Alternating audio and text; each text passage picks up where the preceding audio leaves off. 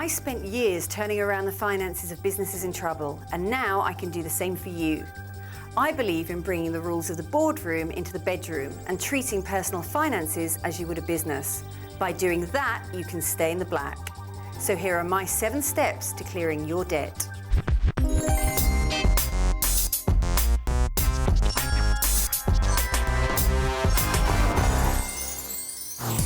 We're a nation in the debt doldrums. Nearly 1 in 10 households is struggling with debt repayments, and on average, we owe almost twice as much money as our European neighbours.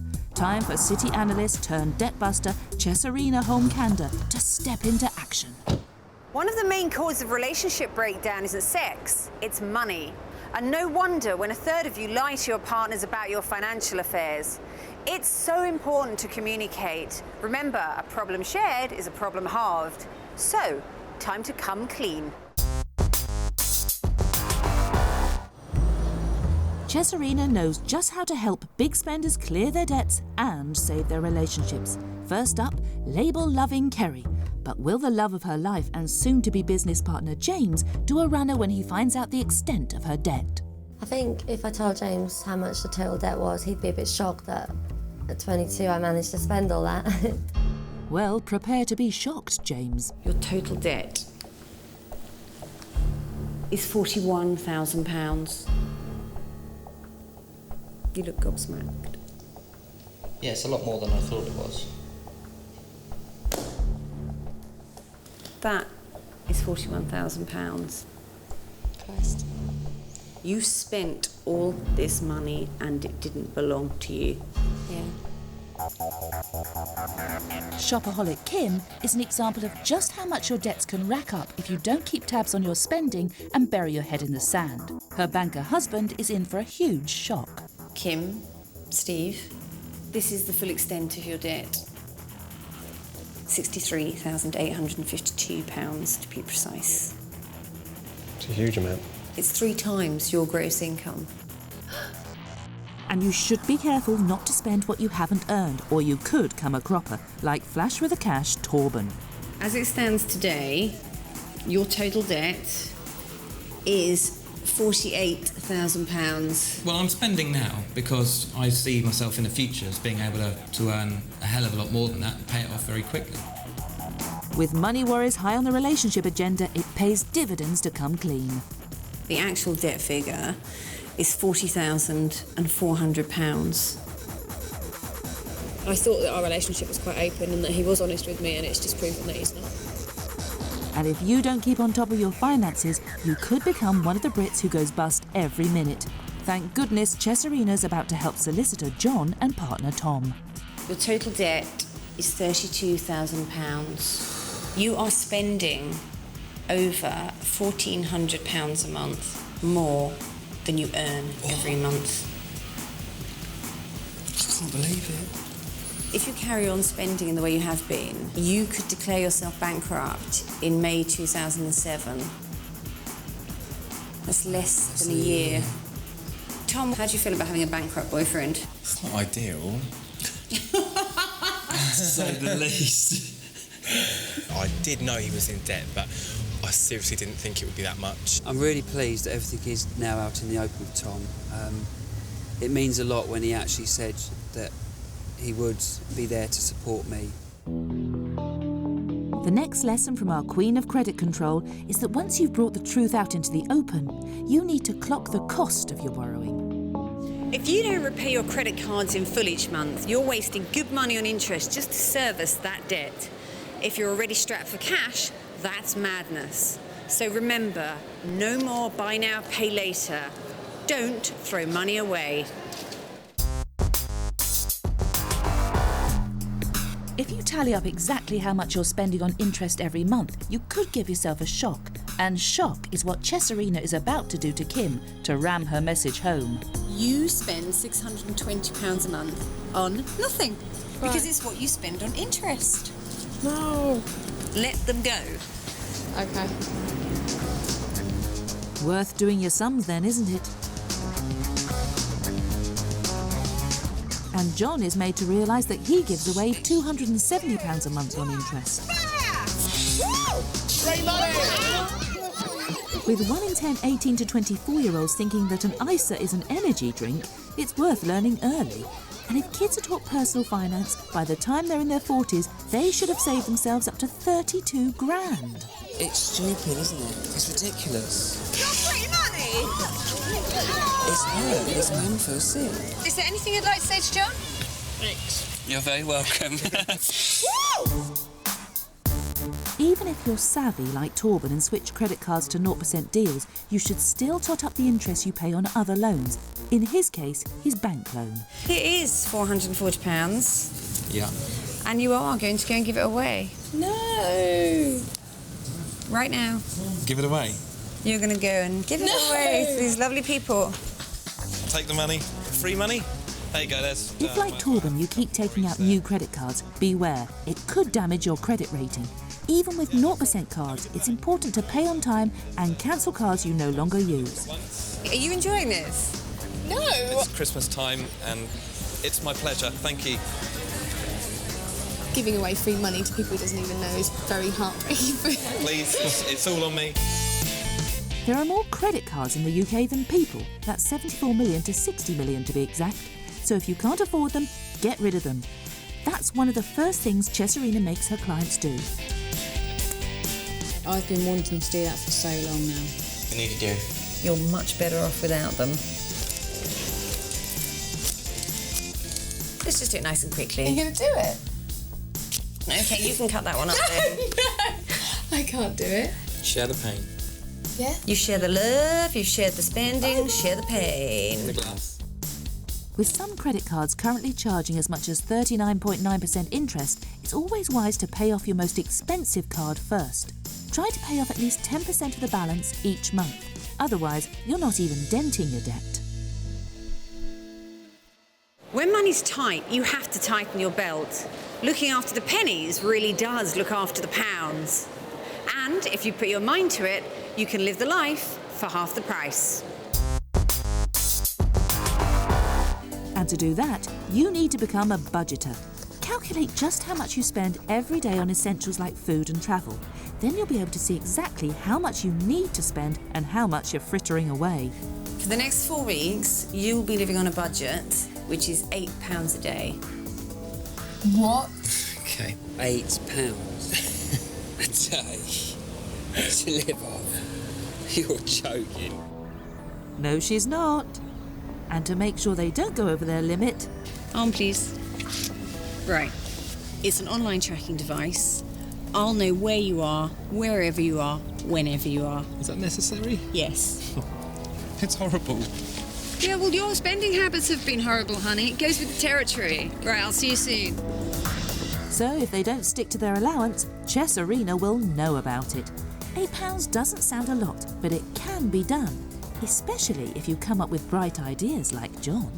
I'm looking online at the purchasing activity, and he's actually been spending nothing.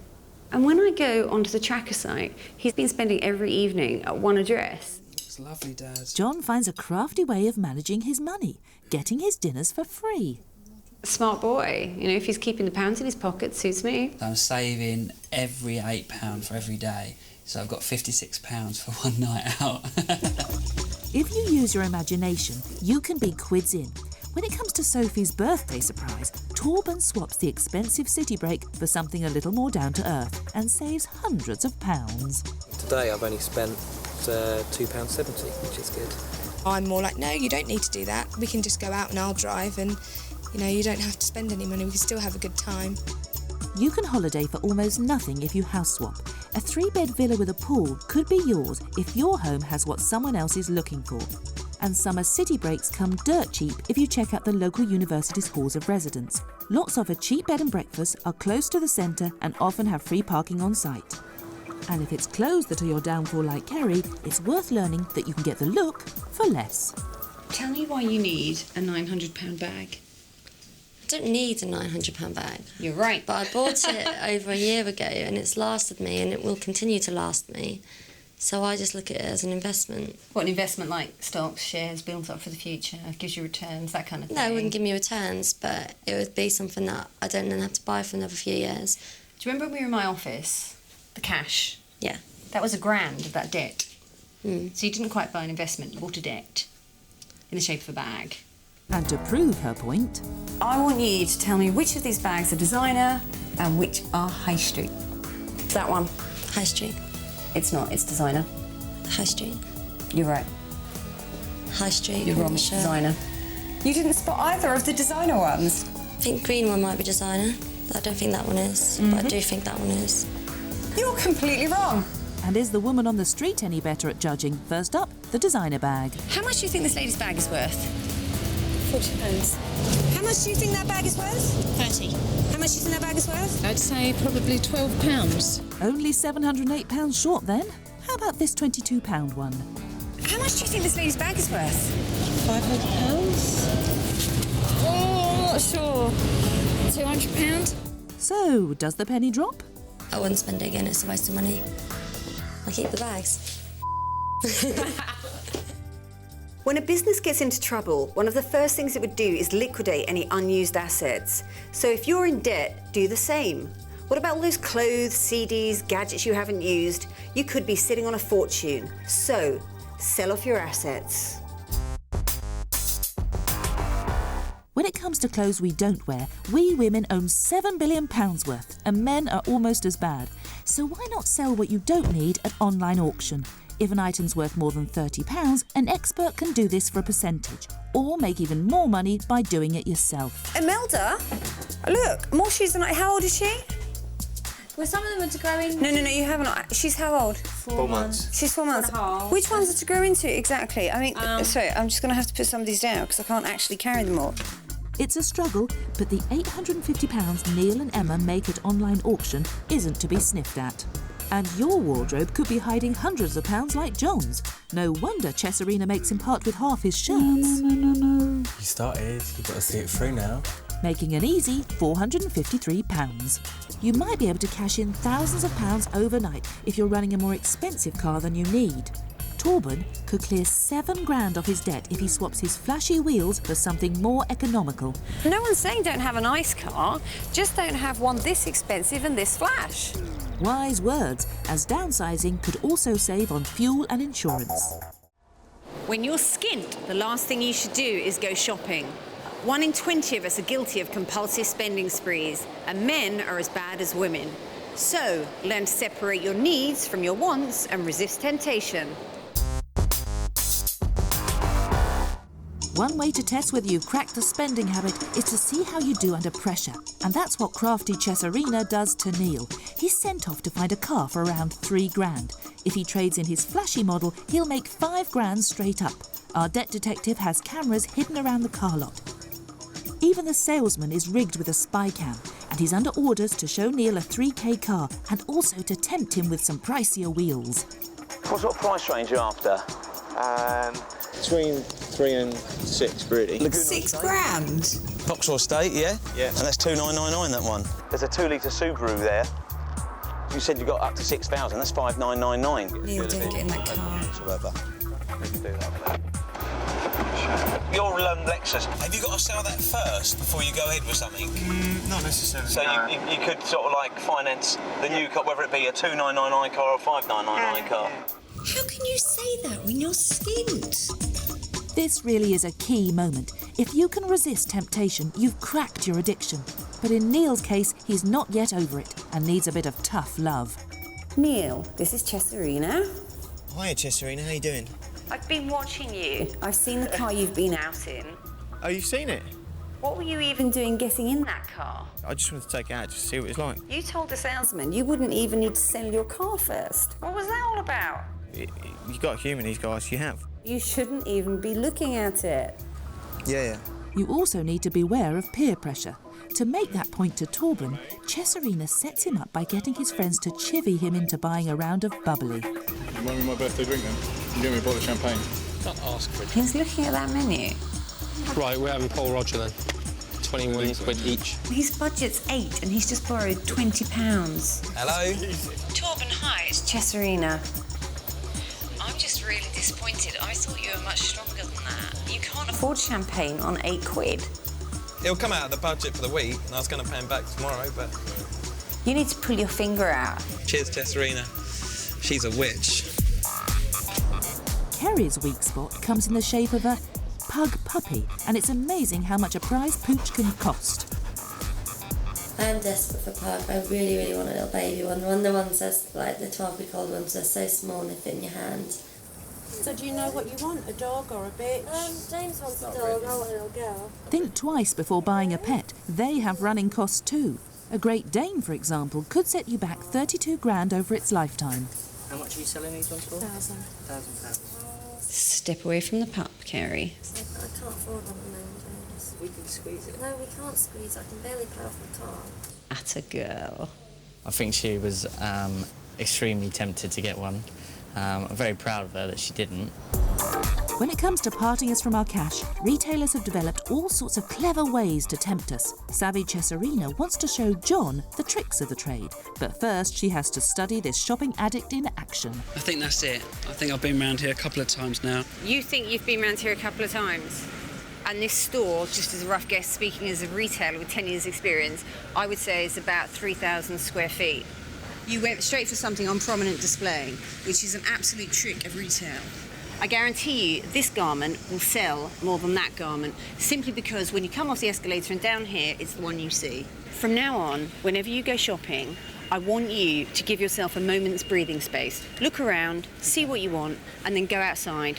Pause for a moment. If you still want it, come back in and get it. Okay. But only if it's something you've chosen, not something you know you've been sold. Always bear the tricks of the trade in mind. I really will. Thank you. It does annoy me that I've been falling into the trap that merchandisers have been setting, but it's that learning curve now to learn and think, no, I don't want to be a sucker either. I'll only buy what I need.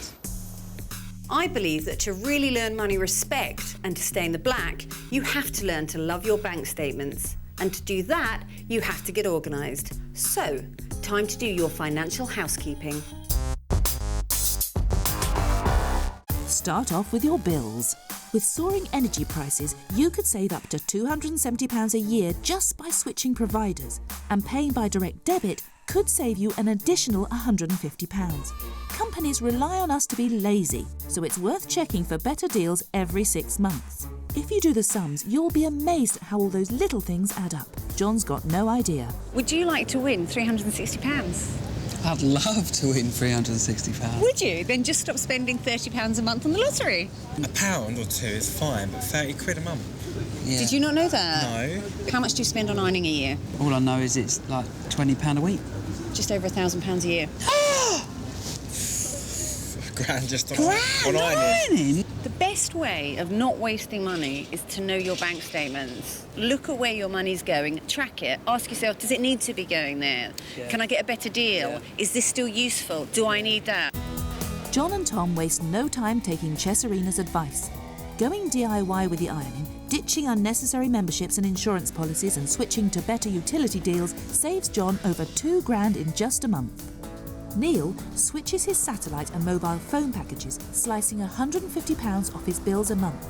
Most mobile phone companies will reduce your future bills instead of a phone upgrade, so take the cash and buy a new cheaper handset from the supermarket. Do this and you're quids in. I think the realisation's finally hit home. I can't spend the money. There is no money to spend.